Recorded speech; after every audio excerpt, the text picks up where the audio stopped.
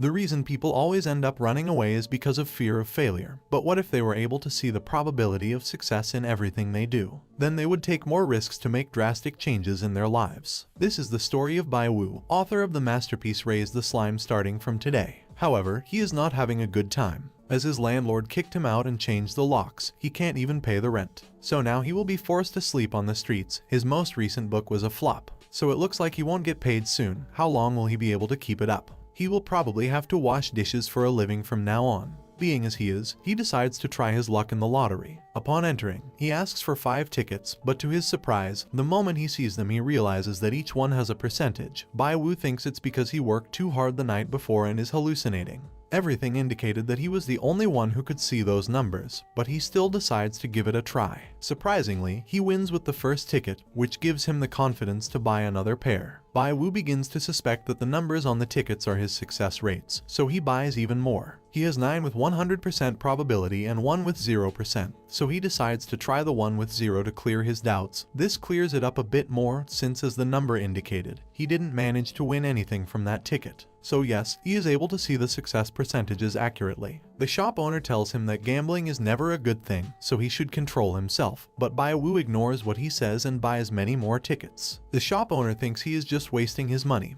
But 10 minutes later, Bai Wu managed to win $20,000. The shop owner wondered what kind of luck that was. Bai Wu analyzes his new skill. The numbers represent the success rate of the lottery, but the amount to be won is unknown. It would be great if he could see the amounts, such as the chance of winning $100 or another amount. And before you say anything, yes, the amounts are in yuan, but here we will use dollars. Next, Bai Wu asks for some more tickets. The shop owner tells him to stop, as his luck must run out at some point. But Bai Wu's smile says the opposite. In fact, he feels quite lucky, and if he doesn't win, which he clearly will, he can see success rates, so it would be like donations to charity. The shop owner starts to get angry with his luck and can't wait for him to stop winning.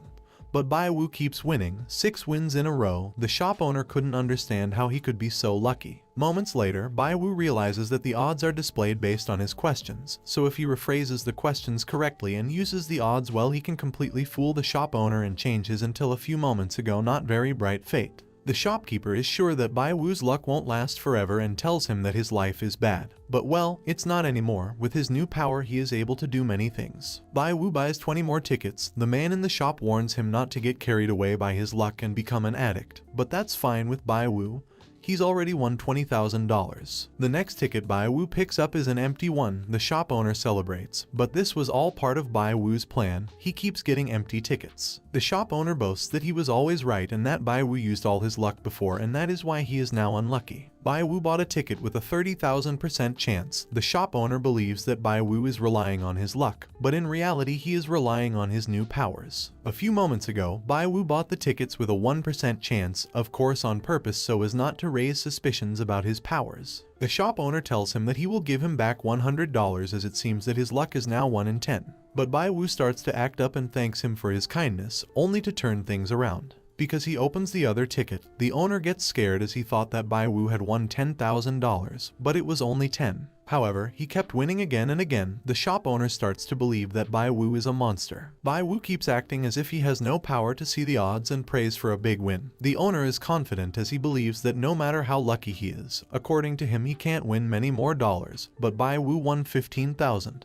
While receiving his money, he tells the shop owner to repeat what he said about his luck before. Suddenly, the owner realizes that the chances of winning are already agreed from the factory, and yet Bai Wu won many times, so the remaining chance of winning will go down. So he rubs his hands together and wants Bai Wu to keep playing and nothing will happen to his business. Bai Wu looks at the remaining lottery on the shelves and the odds are very low, so he finally decides it's time to stop. The chances of winning have gone from 30% to 5%. The shop owner insists that he keep playing, as he had won a considerable amount of money. Bai Wu tells him that he doesn't want to lose any more, as even if he loses little it is still money and he should be more diligent and thrifty. Bai Wu is satisfied with what he managed to get. Now he wonders if his powers can be used for other things besides the lottery, so before leaving, He wonders what are the chances of him opening that door. They start at 100%, and this is the proof that his powers can be applied to other things. But that percentage suddenly starts to drop, so for safety he moves away from the door. And it is moments later, a very energetic husky breaks through the glass. Baiwu manages to dodge the dog and continues on his way, but the shop owner becomes suspicious of his powers because he moved away from the door earlier when he could simply see the dog coming from a distance. The shop owner is suspicious, and Baiwu's suspicious behavior doesn't help at all. Baiwu wonders what the success rate is of fooling the shop owner by telling him that he is a fortune teller. The probability is 50%. So he next wonders the success rate of telling him that he is a fortune teller who has been in his ancestral lineage. The rate is 64%, barely enough to fool him. Baiwu tells him that he is a fortune teller, but not to compare him to just anyone, as he is from a lineage of Zhuo dynasty fortune tellers that have been around for 3,000 years. The owner doesn't believe that at all, as he believes in science and not in ghosts. Besides, if Baiwu belonged to that family, they would be very famous, and he has never heard of them. Baiwu continues with his lie and tells him that it is something that has been in his family since ancient times. He also adds that they were not part of the dynasty changes, so that's why they don't have much reputation. This guy not only has the ability to see the success rate, also the ability to invent stories. After he told him that, the percentage started to go up, so he continues. He tells the owner that he has in fact already seen those powers he is talking about, pointing to the lottery tickets. This makes the percentage go up to 80%. Baiwu continues and tells him that he realized his fortune and won the lottery, but decided to stop because the heavens turned against him. The times he didn't win were a sign of this. At this point, the shop owner was already convinced that Baiwu was a fortune teller. Baiwu also adds that he had a bad feeling when he went out, so he saw his fortune quickly and realized that he could be killed, and so he backed off. The shop owner now calls him master and wants to pay him for his services, as he wants him to guess something. Baiwu smiles as it is a good chance to test his skills. He tells him that there is no need to pay, as his skills go hand in hand with karma, so he asks him what he wants him to guess. The shop owner wants to know his financial future as his house is being demolished, and wants to know what is the maximum amount of compensation he can receive.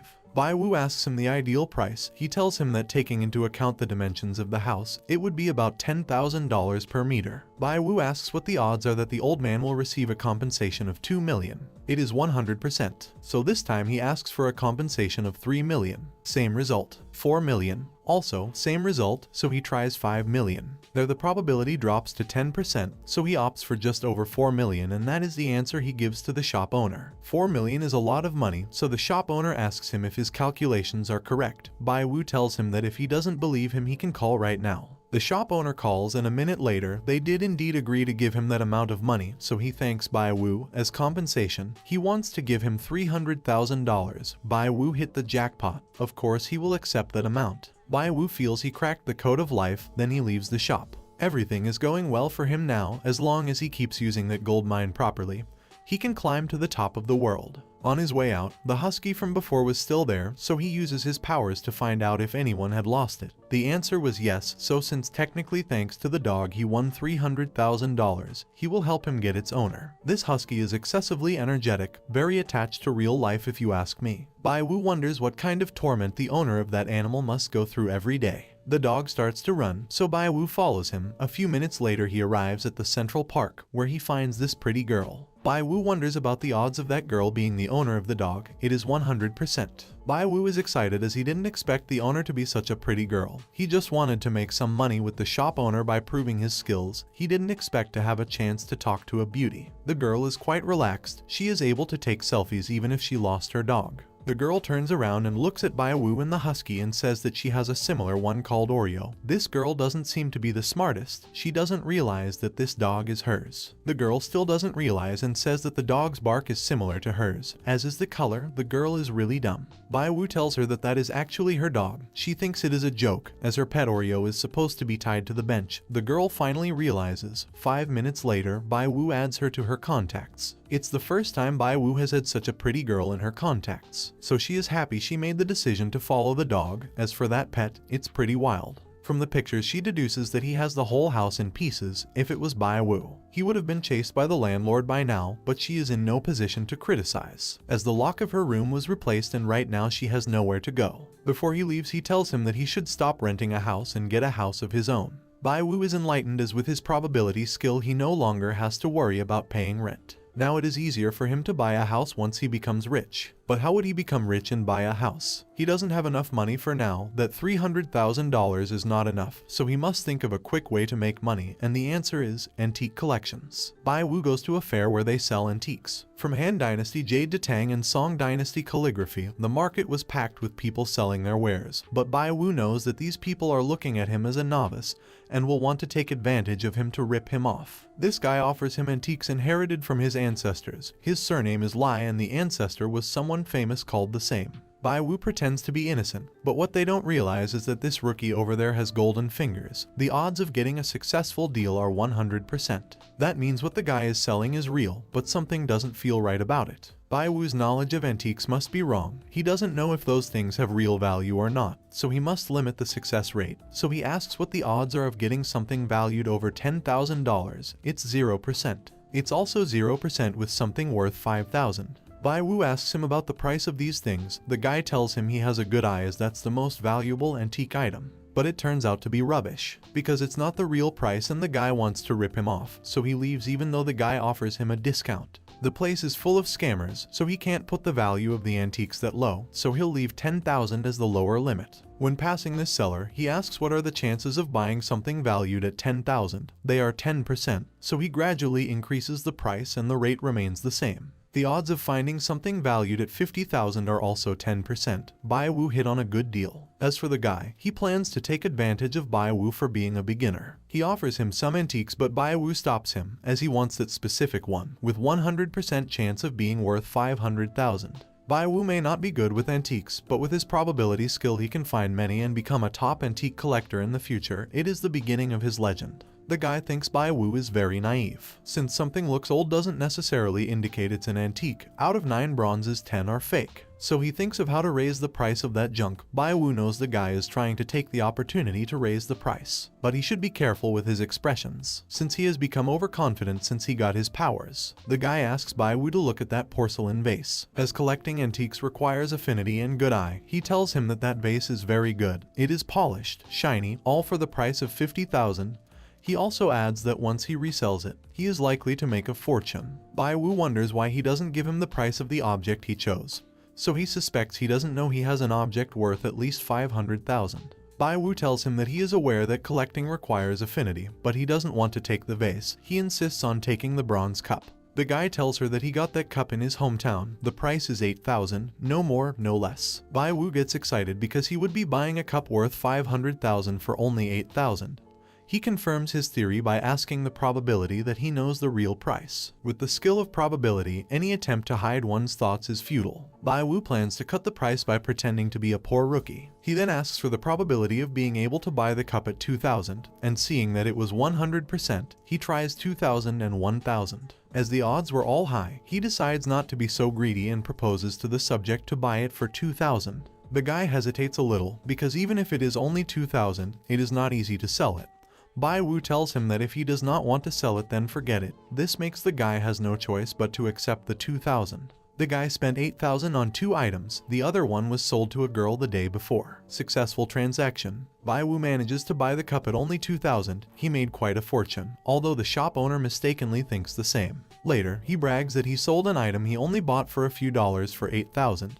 He thinks he sold a pile of junk for the price of a real antique. The girl who bought from him the day before spent 9,000 on a jar of wine. And speaking of that girl, he was going to his stall again. When she gets there, the guy tells her there are no refunds, but she's not there for that. She actually went to buy the brass cups. She asks the guy where that cup is, as she would pay up to 50,000 for them. That's where she realizes that the business with Bai Wu didn't work out as profitable as she thought. The girl tells him that if the price he gave him is not enough, he can give even more, 60, 70, 80. Every increase she made was a blow to the guy's incredulous face. The swindler was swindled. The guy gives her the price of 100,000. When the girl agrees, the guy falls backwards because he didn't expect her to agree to pay so much. The guy next door tells the girl that the cup she is looking for has already been sold, and for a price of 2,000. The guy tells the girl that he will get the cup back, then he notices that nearby there were people gathered. They all happen to be watching as an old man offered $300,000 to Bai Wu for the bronze cup. The girl gets angry with Bai Wu while he was still negotiating with the old man.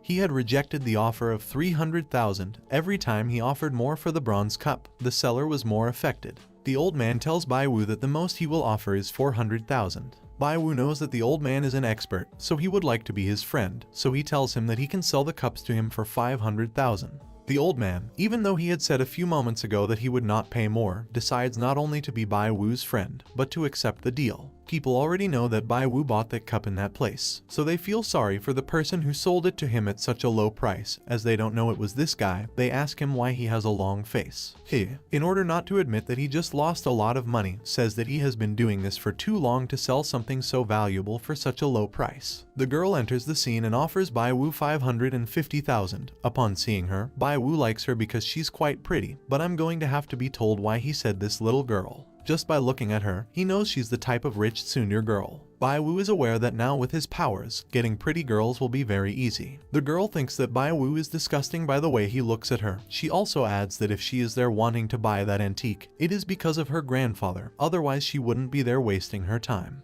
Bai Wu already knows that she also has a 100% chance of buying the cup, so she thinks about raising the price. Bai Wu says hello to the guy in the shop who sold him the object, giving him away to everyone and making him look like the jerk who sold a valuable object at a very low price. Immediately, the girl and the grandfather start arguing over who buys the cup. Seeing the girl's attitude, the old man sounds off to the old man. Bai Wu tells them both to talk it over and decide who will buy it. The girl knows that somehow Bai Wu wants to raise the price. She and the old man start to bid more, but when the old man is about to outbid her, he asks her if she knows old Codger, and sure enough, Codger is this girl's grandfather. The old man knows him too, they are friends, so he already knows that she is there to buy the drink from her grandfather. The old man's name is Lai Weiguo, a university history professor, just like the Codger. Bai Wu asks them if they will buy the object or not. The girl, after talking to Weiguo, manages to convince him so that she can buy the cup. Moments later, the girl pays Bai Wu 600,000. She managed to get 300 times the price at which she bought the cup, so why should she bother making novels when she now has anime protagonist powers? Bai Wu asks the girl for her contact under the pretense that when he has more antiques to sell, he will call her. Bai Wu tries to talk more with the girl. She tells him to stop acting like he is older than her. Bai Wu asks about the likelihood of this girl being older than him. It is 0%. Bai Wu thinks that a woman proud of herself is worthy of being his wife, and having the ability to see the success rate, he can show her how good he is. He uses his powers to find out the girl's age. She is 20, just like him. Bai Wu was born on September 30th, so he tries to find out what month the girl was born in. As she was not born in the next 3 months, she must be younger than him. And sure enough, she was born on the same day as Bai Wu. Next, Bai Wu starts using his powers to find out the exact time and date the girl was born, only to find out that the girl was born only a minute after he was. So he knows she wants to act like an older sister and belittle him. He can't wait to frustrate her. The girl is about to leave, but Bai Wu tries to stop her. Next, he tells her age and the approximate date of her birthday. She is surprised. Bai Wu tells her that everything is calculated, but she doesn't take him seriously. So Bai Wu gives her more exact details. The people around were surprised because they thought Bai Wu was a fortune teller. This was further supported after they saw the girl's surprised face. But not everyone thought so. One of them thought that Bai Wu had been collecting information from the girl to harass her and looked like a pervert.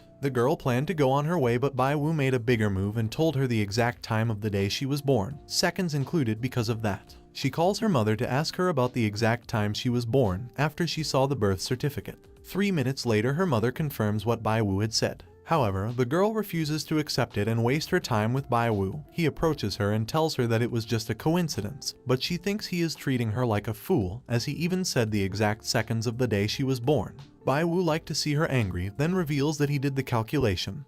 Then tells her that not all fortune tellers are liars, then tells her the color of underwear she is wearing that day. Bai Wu realizes that she hasn't talked about her boyfriend, so she uses her powers to realize that not only does she not have a boyfriend, but that she is a girl who hates men and has never fallen in love with one. Even Bai Wu is surprised by this. The girl is embarrassed and takes Bai Wu with her away from the crowd to ask him how exactly he knows so much about her. Bai Wu tells her that he just lifted his finger and counted. She doesn't believe him, but Bai Wu even tells her that he knows she has 3 moles on her body. By the way, the girl's name is Dai Kinking. Bai Wu manages to get King's contact. Before leaving, he makes it clear to her that if she needs to buy any other antique or if she wants any divination, she is free to seek him out. The ability success rate is too much. You can even know people's secrets, but he didn't expect that he would come across such a pretty girl and use his powers to see through her. Bai Wu realizes that the old Weiguo overheard him talking on the phone, so he suspects that he contacts King's grandfather to tell him the secret she was keeping. Bai Wu uses her powers to corroborate this, but the probability rate constantly changes. After a moment she realizes that the reason this is happening is because of her interaction with King. Moments later, Bai Wu contacts King to tell him that for the 600,000 he will give him another divination. For King's secret cannot be hidden from his family, and in fact, everything indicated that it had already been discovered. King panics and tries to find Bai Wu again. Bai Wu comments that King's parents should contact her in an hour and a half, more specifically in less than 5 minutes, and gives this information to King so that she is not caught off guard. Sure enough, moments later King's parents call her. She has to explain herself well, and it is likely that her parents do not understand her. While Bai Wu is babbling, she receives a sudden call from her mother, this to tell her that she has arranged a blind date for her. Bai Wu at first refuses but ends up attending. He ends up going on an early date to look like a polite gentleman. This is the girl he's going on the date with, although it's not so blind if he already has pictures of her. Next, he notices that the girl is there, but she is not alone. King was following her. The probability that the two of them knew each other was 100%. The two seem to be arguing. King even ends up crying, pointing a murderous glare at Bai Wu. The other girl introduces herself to Bai Wu. Her name is Muir and she thinks Bai Wu is a very good man and gets to the point. She wants them to be together. This shocks not only Bai Wu, but everyone in the restaurant. King was still in tears. Bai Wu didn't know what to do, and because of that, Mu thinks he is upset with her. Bai Wu tries to clear things up. Mu approaches him and tells him that she is serious. She then hugs him and wants to get even closer to him. Bai Wu had no idea what this woman was trying to do. Shortly after, Mu ends up kissing him, all this in front of King, who was frozen. Mu tells Bai Wu that it's time to go. Where to? Well, home to meet her parents. King fled the place. Bai Wu knows that despite everything that happened, Mu didn't look happy at all, so she uses her powers to realize that she's using him as a shield to make King give up. He's not going to deny that he didn't enjoy the kiss, but he doesn't feel good after that. Mu meant it. She really will make Bai Wu meet her parents. The probability of this is 100%, so Bai Wu deduces that she's not just using him as a shield. She's seriously looking for a boyfriend, so she most likely just wants to get a boyfriend to make her parents happy, and indeed, she does. Bai Wu tries to talk to her. Mu acts arrogant, saying that he was the one who took advantage and now he wants to repent. But he doesn't. Bai Wu doesn't repent. It's just that he hasn't even said yes yet. What is Mu thinking? Later, the two finally arrive at Mu's parents' house, where Bai Wu is introduced as Mu's boyfriend. The reason he is there is because he was too soft. Now he must act with her. After all, he ended up saving the beauty's skin. Mu's mother tells him that if she had a boyfriend she should have told him earlier. Then Bai Wu listens to Mu's father and sounds like he is carrying a knife. Mu tells both of them that they had a relationship since they were in high school, but they broke up due to studies. However, they unexpectedly got back together. Bai Wu is taken by the arm, as they would cook for him very well. However, they will leave the two of them alone first. After Mu's father leaves the room, he wonders if she really is the biological daughter of those two, and yes, 100%.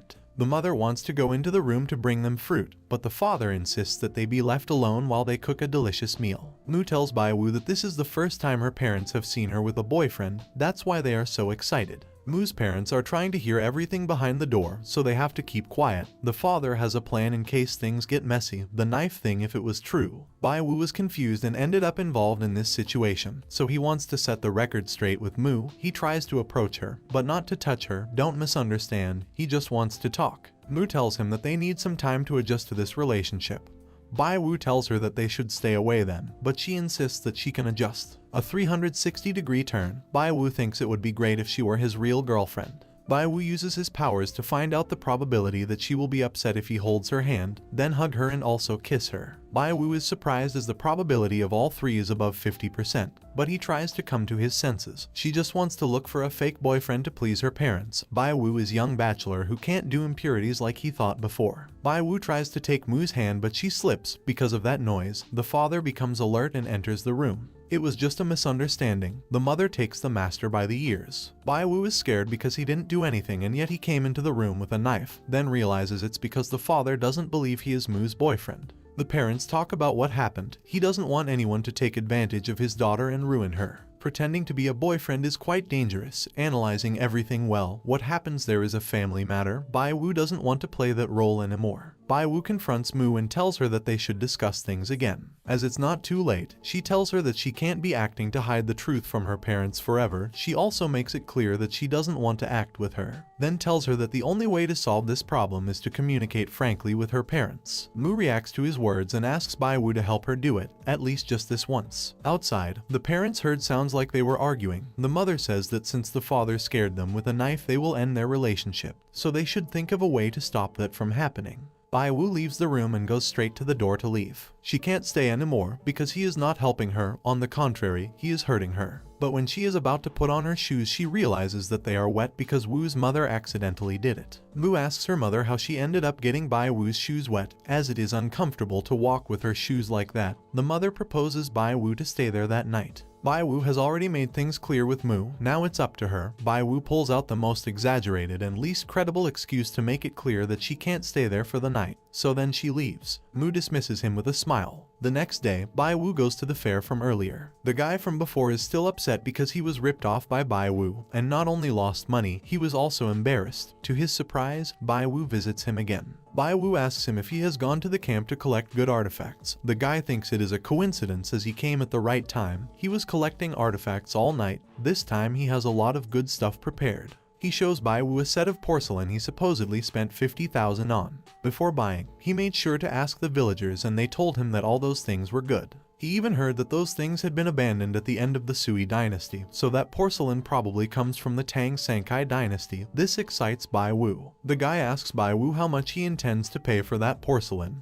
He says 60, but then he thinks again. 60 is too little. Bai Wu will think about it to give him a reasonable price. Bai Wu asks if that set of porcelain is really from the Sankai dynasty. With only 14%, he doesn't have to look anymore because he knows they are fake, but then he realizes that among the 7 porcelains, 1 is real, so there is a genuine antique in those 7 porcelains. If that is true, they could be worth 10 million. Bai Wu asks the guy for the whole set. He thinks he fell into his trap and tells him that the price for the set is 600,000, far from what the guy might think. Bai Wu is excited to see such an affordable price, so he immediately agrees to pay him and runs off with the whole set. After she leaves, the guy comes to his senses and realizes that there could have been real products in that porcelain sea. He refuses to believe it as he bought those porcelain pieces from a hand-painting shop, then tries to put on airs to forget about the fact that he most likely ended up being cheated by Bai Wu again. Next, a pink car arrives and this girl gets out to ask him where the artifacts he sold her the night before are, as she wants them back and offers him $1 million. Among the artifacts that this girl sold him was that porcelain set that Bai Wu had just bought. This set is very important to this girl's grandfather. The guy in the shop tells her that it's not that he doesn't want to sell it back to her, it's just that he already sold it to someone else. The girl feels lost because she doesn't know which of these porcelains is the real one. The guy tries to calm her down by saying that even though that porcelain is her grandfather's work, it is still a fake. So he tells her that she should just apologize to her grandfather and that's it.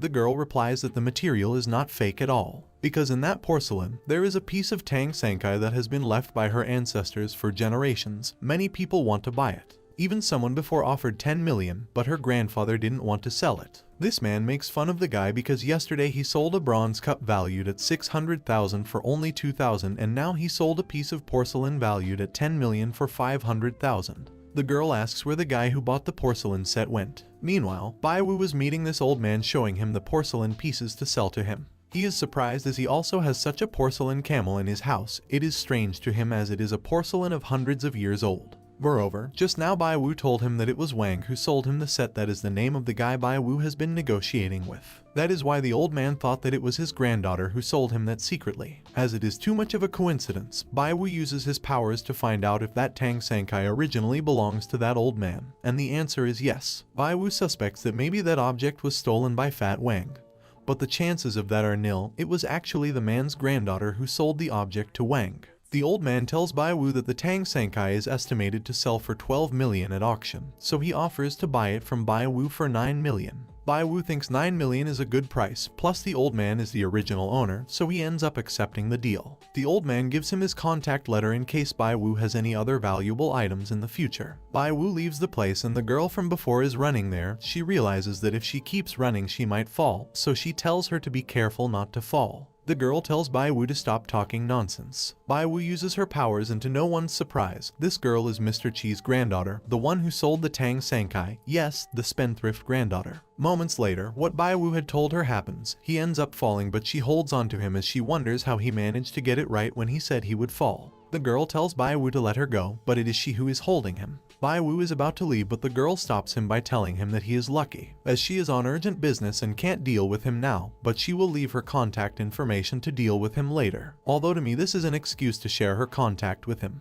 The girl's name is Chizai Xiao. Bai Wu now has a lot of money, so she thinks what to do with it, a car or a house first. Next he meets Wang, who asks him how much he sold the porcelain set for. Bai Wu readily replies the actual price he sold it for. Wang's reaction was too kind, he didn't look surprised. Even though he lost a large sum of money, Wang is up to something. Xiao goes to see her grandfather, but when she realizes he has the porcelain set, she plans to walk away, but he tells her to go in. She asks him why he came to visit, however he told him that he came just in time, as he has something to show him. Xiao is not only late, but her grandfather bought the porcelain back. It's quite an awkward situation. She notices that she's acting weird, and tells her that the last time he saw her like this, she sold his precious china for $10. That's when she realizes that it was her this time too. Xiao tries to run away from her grandfather while calling her grandmother to save her. She is really upset, but Grandma intervenes just in time to stop him from doing anything to her. Xiao didn't expect things to happen so fast. If he had known, he would have bought it before his grandfather realized. Xiao thinks about Bai Wu and what he told him earlier, so he recognizes that his vision is good.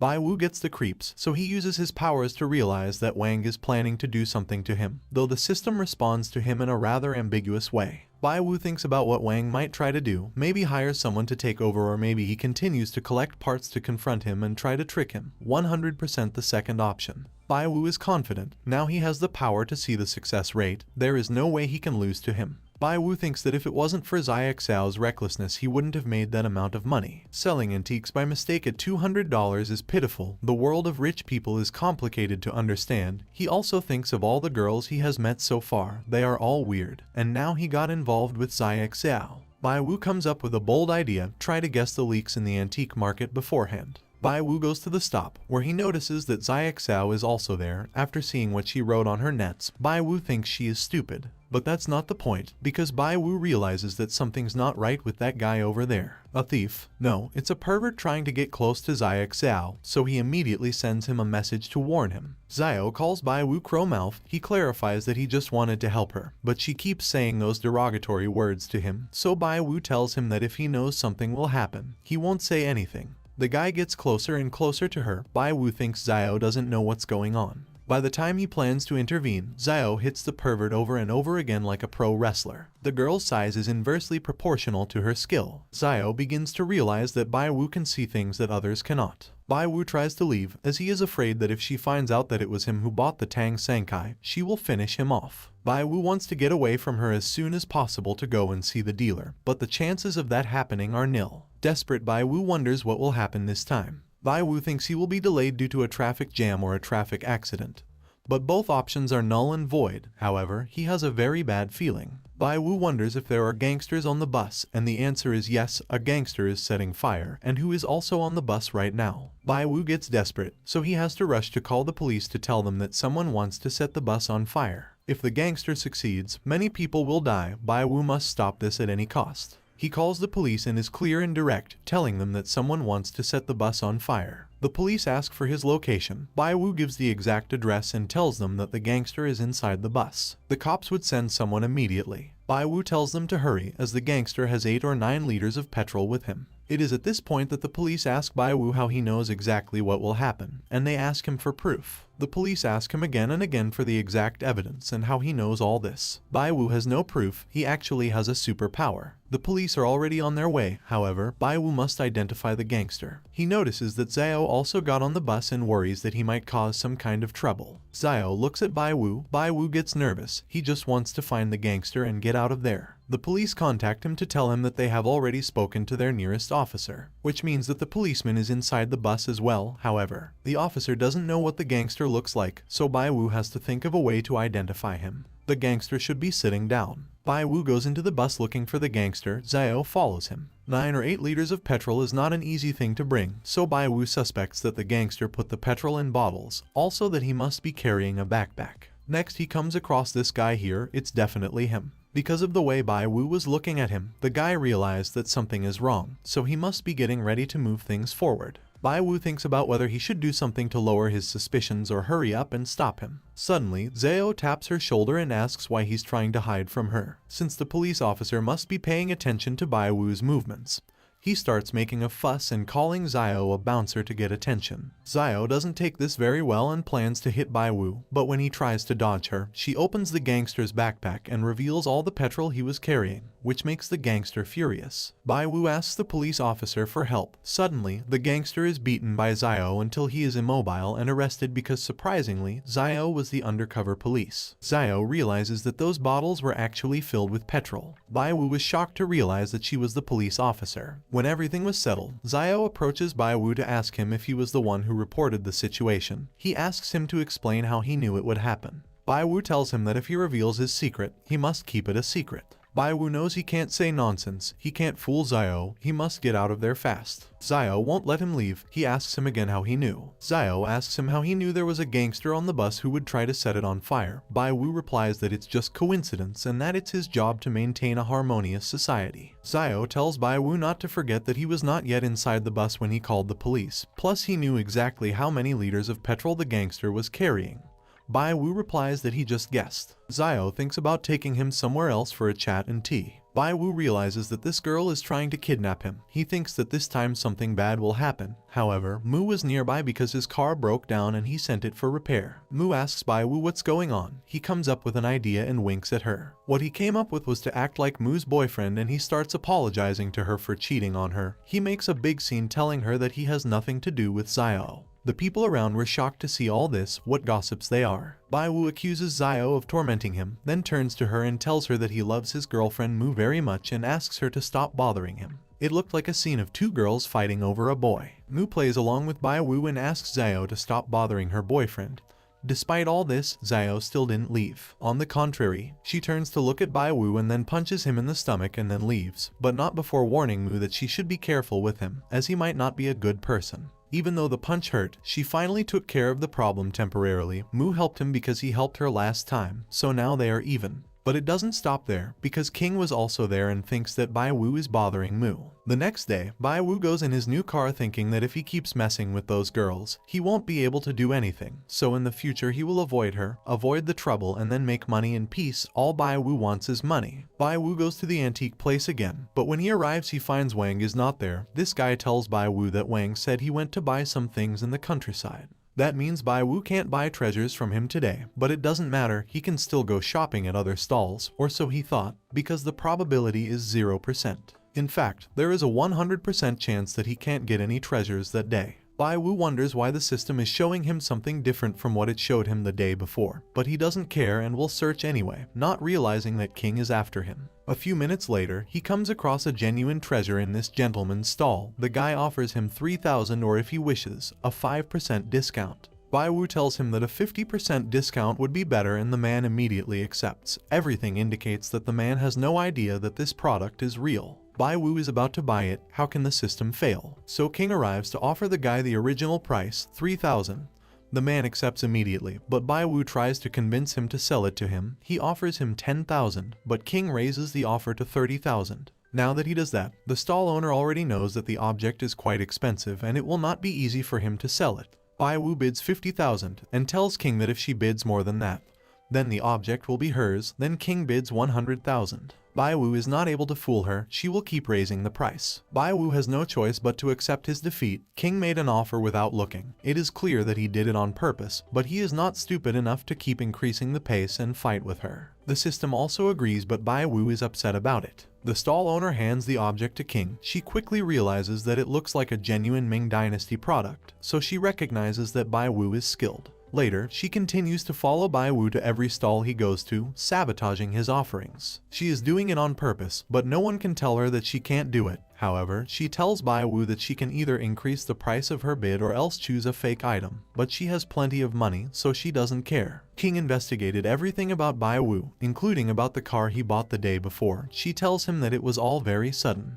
Bai Wu tells her that it was just luck and that he made that money legally without committing any crime. She reminds him that last time he told her that he can calculate it. According to King's investigation, Bai Wu was a very ordinary person who didn't inherit anything from his family. She mentions that she doesn't know what dirty tricks he used and tells him that he won't be able to reach the top. King threatens Bai Wu and tells her that from now on, she will take it upon herself to cut her off. She warns her not to look for a way out as she won't be able to do anything. This girl is crazy. Bai Wu tries to pull herself together and tells him that even though he has raised the price over and over again and prevented her from making money, King's actions did not scare him at all. And she makes it clear that, believe it or not, King will not be able to stop him from making money. She tells him that if he does, he should try, as she guarantees that she won't let him make a single penny. As long as Bai Wu buys something, King will come in to raise the price and take it from her. Bai Wu walks around many stalls without buying anything. She even goes over to whisper to this vendor. King is confused as Bai Wu is just talking to people and does not seem to be buying anything.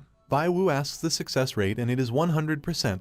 What she has been doing all this time is talking to all the vendors to buy everything in their shops. King thinks Bai Wu is underestimating her. When Bai Wu is about to close the deal, King intervenes to try to take all the items herself. Bai Wu asks her not to go that far, but she wants to buy everything he wants. She had told him before she won't let him make a single penny. Bai Wu tries to reason with her and tells her that there are too many things to buy them all, then tells her that she only knows how to talk and wants to do that to scare him. King gets upset at feeling slighted and proceeds to buy everything in the shops at an extra 10%. King tells the salesman not to stand still and to start moving fast. The salesman asks King for an address to deliver everything to. King mocks Bai Wu because even though he is a fortune teller, he can still beat him, but he smiles because everything went according to his plan. What he agreed with the sellers was to split the money in half. Some sellers already transferred the money to him. King looked like a fool, so she gets annoyed with him. Bai Wu conspired against her. Wasn't she not supposed to let him earn a single penny today? Bai Wu is steps ahead of her. King gets angry and leaves. Bai Wu laughs at her and asks her to walk away slowly. Suddenly, she receives a system update and is completely shocked. Even though Bai Wu has just made a fortune, he's a little afraid of what King and his family might do. The system was upgraded, yes, but it doesn't seem to have changed anything at all. Will he be able to tell the difference when he uses it? That's something he'll see later. Right now, his skills and strength are more than enough, but he still has no contact with a powerful person. If he wants to make a lot of money, he must expand his network. But the question is that, how can he do it? Moments later, this gentleman speaks to him. He is King's butler. Bai Wu asks him if he is there because King sent him to take care of him. But it is a misunderstanding,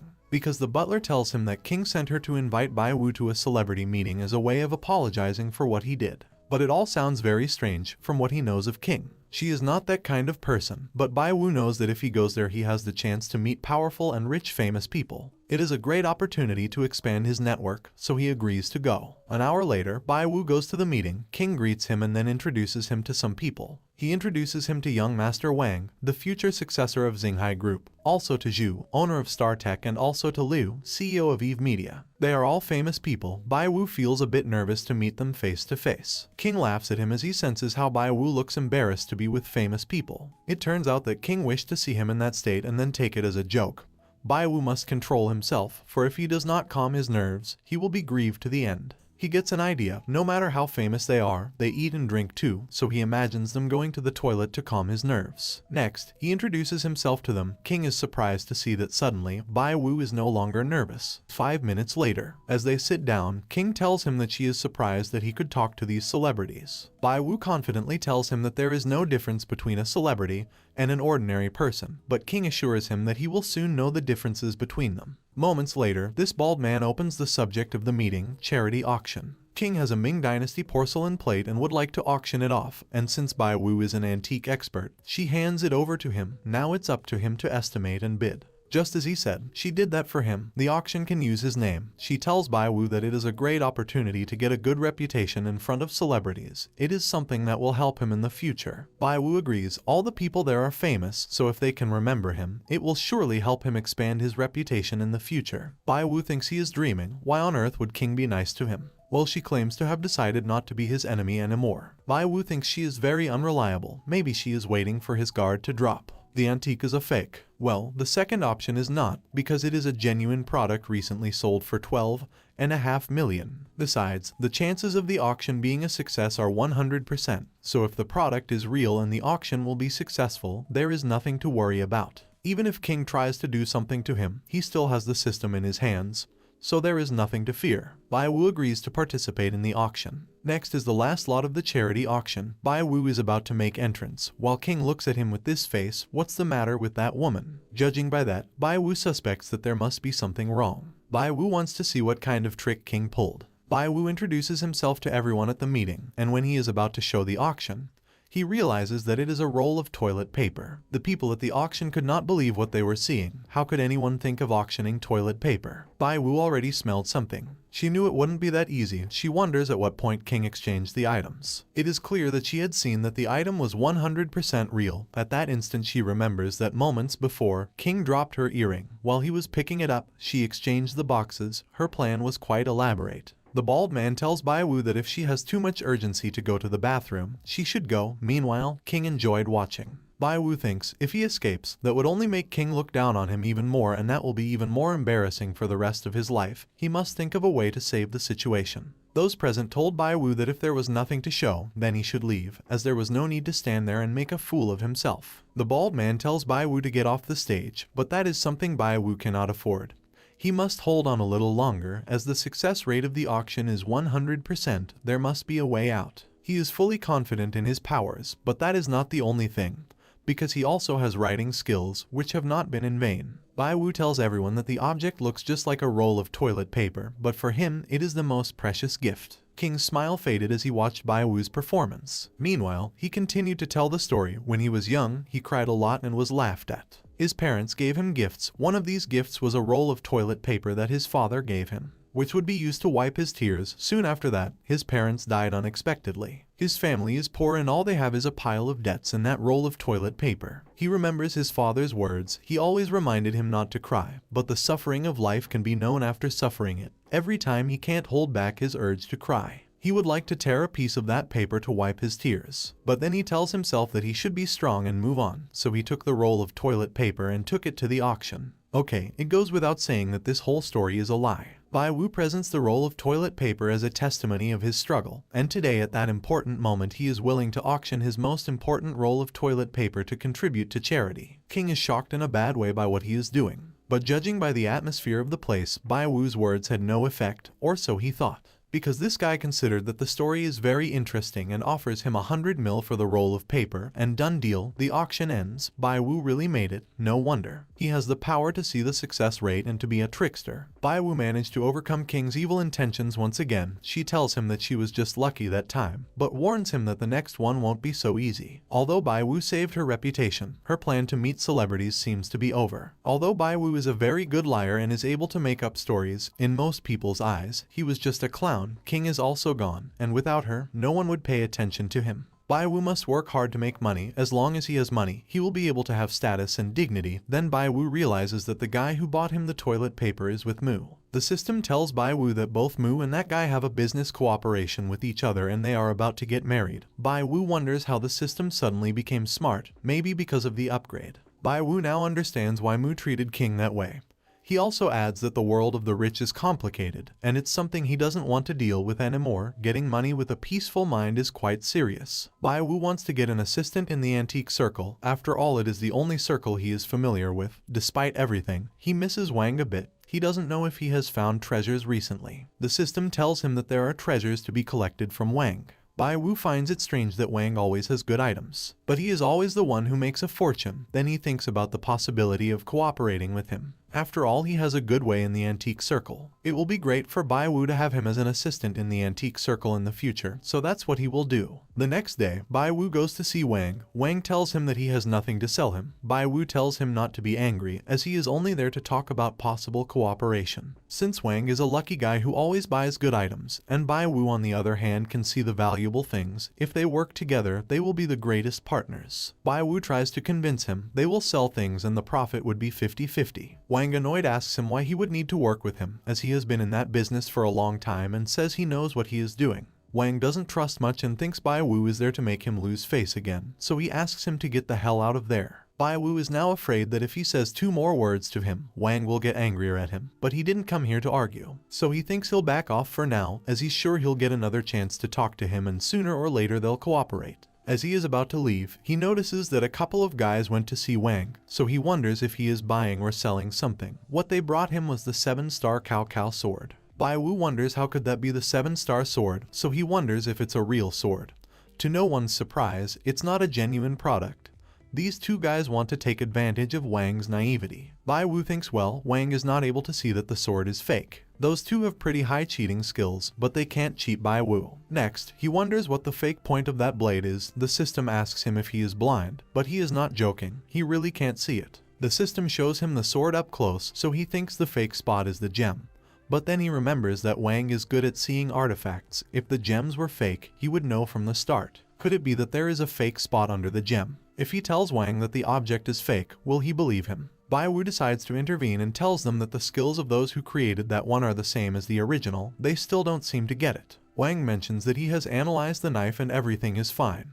He also boasts that because he has been in the business for years, he knows what is real or fake. He mistakenly believes that Bai Wu wants to buy the knife and lashes out at him. Bai Wu tells him that if he proves that the knife is fake, Wang must agree to cooperate with him in the future. Wang does not agree to these terms, so Bai Wu asks for the price of the item. It is 500,000. Bai Wu tells him that if he is wrong about his suspicion, he will pay 10 times that, so Wang hands him the knife to quickly show him why he says the knife is fake. Bai Wu looks at his surroundings until he takes this object to hit the razor, leaving everyone with their mouths open. This makes the gem come off and Wang is furious, but Bai Wu knows what he is doing, because just below the gem there was a QR code. This proof is irrefutable. Thus, Bai Wu asks him if he is now willing to collaborate with him. Wang confronts the guys who wanted to cheat him. He was about to beat them up, but they quickly ran away. Wang asks Bai Wu how he knew the knife was fake. Now he thinks it was Bai Wu who hired those two people to trick him. Bai Wu tells him that if he was able to get an item on the level of the 7-star sword, he wouldn't be asking him to collaborate. Bai Wu asks him if he wants to know how he knew, but Wang doesn't want to hear it yet. They were about to agree to collaborate, but not yet, because Wang thinks that if they collaborate, Bai Wu can sell it in the future, so he tells him that he should get someone else to collaborate with. Wang has his reasons. He has been in that business for a long time. He has experienced many things, and if one thing is for sure there is that nobody is honest. So that's why he doesn't want to trust anyone. That's why he tells Bai Wu that it's better to forget about collaborating.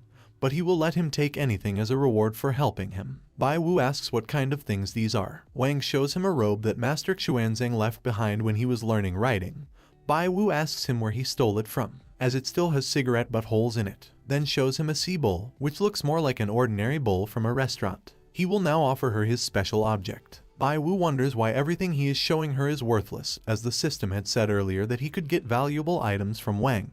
Bai Wu is surprised with the next item, so he asks him where he stole it from. It was the male and female duo sword, used by Liu Bei and Liu Xuan of the Three Kingdoms. Yeah, I don't know who those people are either, let's pretend they are important. Bai Wu uses the system to analyze the sword. It turns out to be a 100% genuine item, which surprises him even more. However, Wang tells him that he can't give him that item because of its high value. Bai Wu must think of a way to get the sword. Bai Wu tries to make him believe that the sword, like the 7-star sword, is a fake. Wang tells him to look at it closely. The details on it, it couldn't be a fake. Bai Wu mentions that he said the same thing about the 7-star sword, then approaches Wang and tells him that the sword probably has a QR code on it as well. Wang is saddened, as he is sure that the sword is real, but still Bai Wu insists it is not, but he ends up falling for his game and plans to break the sword.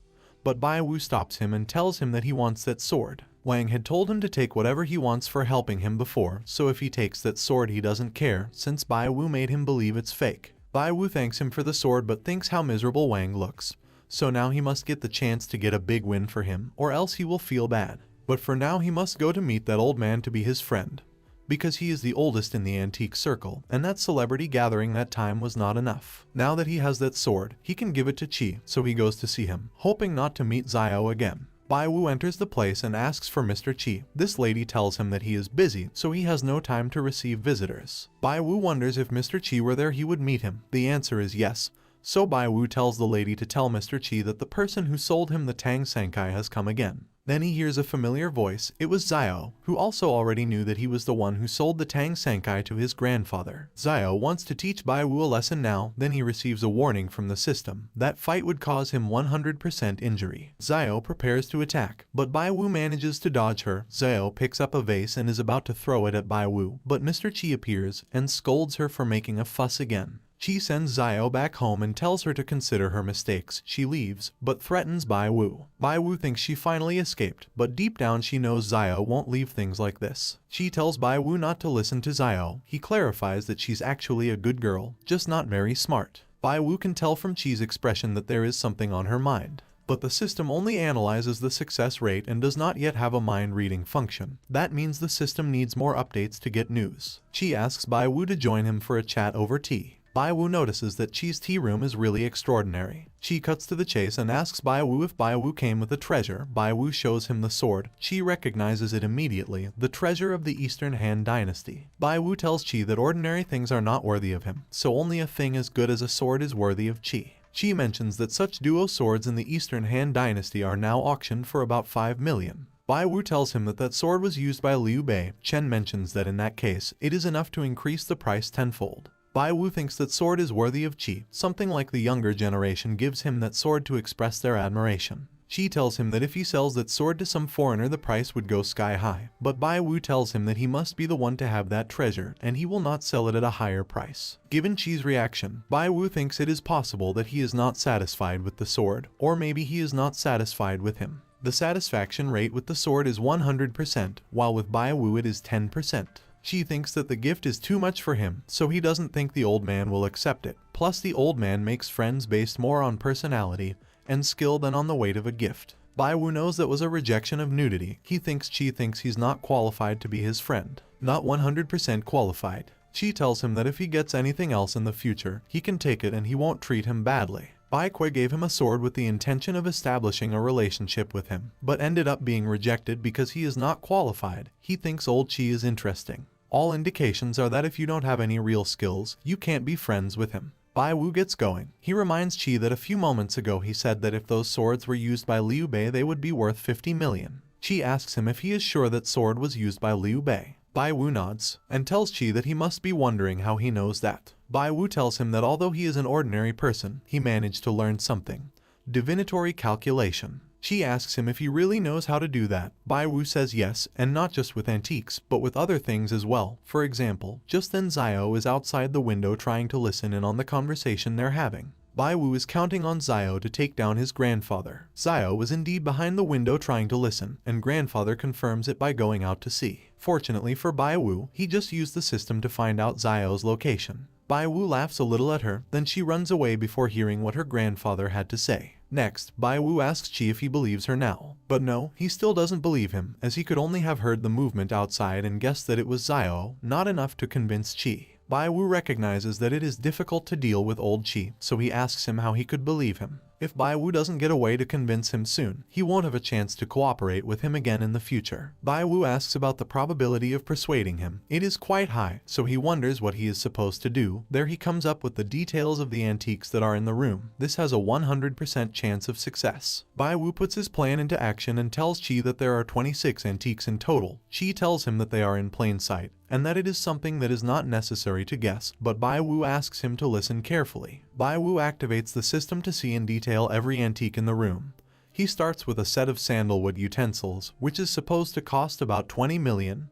He's right, but it's still not enough to convince Chi. He continues with that black jade platform from the Ming Dynasty Revolution, which is valued at 6 million. That black jade inkstone should have been used by Zhan Zhizheng, the chief cabinet assistant of the Wanli Dynasty and the Ming Dynasty. Chi is surprised and asks Bai Wu how he knows this, as it took them 2 years to find out after consulting and researching endless historical books. Bai Wu tells him that it's all worked out, but he's not finished yet, and asks Chi to sit down and listen patiently. He continues now with a toilet brush holder, an object from the 4th study of the Jia King Emperor of the Qing Dynasty, while the toilet brush is an object from the period of the Republic of China. Bai Wu continues to tell him about the objects, from this bronze jug to that porcelain in white with blue. After a while, Bai Wu finishes with the origins of the 26 antiques present in the place, so he asks Chi again if he doubts his skills. Chi admits that he already believes him, but if he hadn't seen it with his own eyes he wouldn't believe him. Bai Wu reminds him that he told him that the sword from before was used by Liu Bei.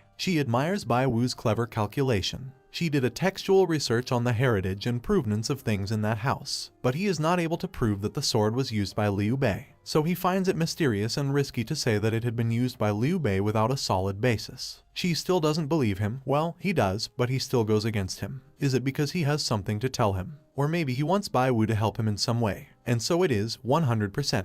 Chi is impressive. He was defeated by Bai Wu, but now he uses tricks. He really deserves to be the Grand Elder of the Antique Circle. Bai Wu was watching Chi for a while and he looked like he had something on his mind. Bai Wu uses his powers to realize that what makes Qi sad is related to antiques. What Qi wants is for Bai Wu to verify the authenticity of an object. That's why he goes ahead of him and tells him that if he has something he wants him to identify, he can do so with no problem. Showing his powers once again, old Qi is impressed. Qi has no choice but to say it directly now that Bai Wu has found out. He has indeed been upset about an antique recently, and he wants Bai Wu to help him check the veracity of that antique. Bai Wu thinks that if he helps him solve his problems, it would be a great opportunity for them to get closer, so he agrees and tells him that he will do his best to help him. Bai Wu accompanies Qi to a large basement. This basement is used to have treasures that need to be taken care of. Qi mentions that some time ago, he got a blue and white 9-dragon jar made with wonderful skills and ingenuity. It is clear to Bai Wu that Qi is worthy of belonging to the top of the antique circle, unlike Wang with whom he has petty quarrels. Qi opens the basement vault. Regarding the object, Qi always felt an inexplicable emptiness. He always thought something was wrong, so the deal is still not done, so if Bai Wu can identify that treasure, Qi will officially buy it, and no matter what the result is, Qi plans to give him a profit of 10 million. What Qi said makes it seem like Bai Wu is only in it for the money, even the system knows that, but Bai Wu's ambition is higher than that. The object is behind that other vault. As they enter, they finally arrive. Bai Wu is surprised as the object is something extraordinary at first sight. That was the so-called 9-dragon jar and its price is 1.3 billion. Bai Wu is impressed with the price and tells Qi that he will do his best. For that he must observe it first. Bai Wu notices that the system is nowhere to be found. That's when he notifies him that the system is only responsible for analyzing its own questions. So he asks the system directly if that was the real 9-dragon jar or not, 100% fake. To prove it, the system analyzes it carefully. After the results, it thinks about the percentage it gave it.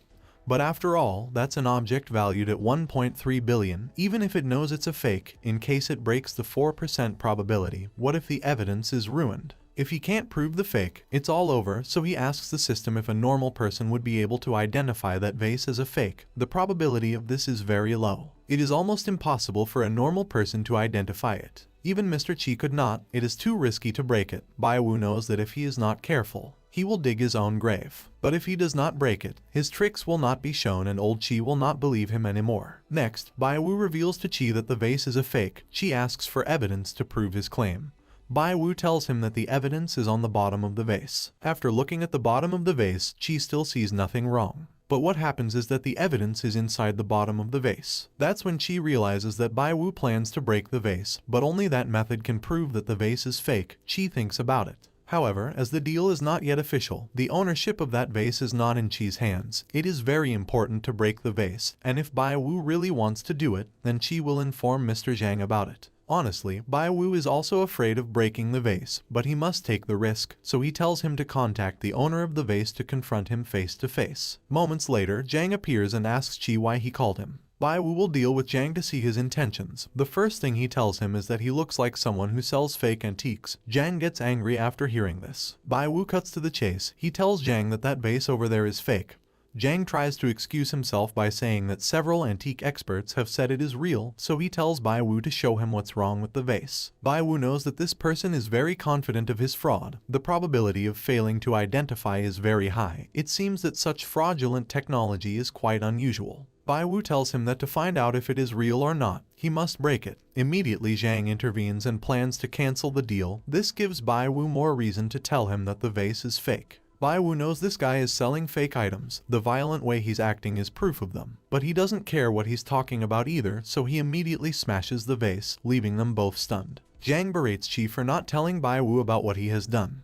But Qi knows what he will do to Bai Wu if he fails to find evidence. Bai Wu knows that if he messes up, the money is secondary, the relationship with Qi is more valuable. Qi makes it clear that if Bai Wu shows there is a problem with the vase, then he will talk to Zhang alone. Bai Wu thinks that he mustn't make Qi angry. Bai Wu searches through the debris of the vase for the flaw. The system identifies it.